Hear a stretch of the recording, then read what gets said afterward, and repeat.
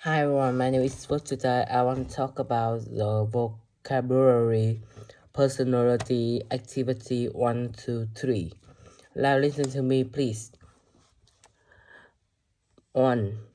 Promiscuous, down to earth, impetuous, laid back, outgoing, reserved, resourceful, considerate, insecure, moody, resilient, self-confident, self-coffee, thoughtful, untrustworthy, big-hearted, cheerful, easygoing, energetic, humble, introverted, loud, loyal,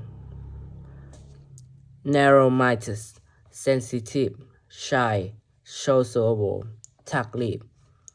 Idiom connected with personality.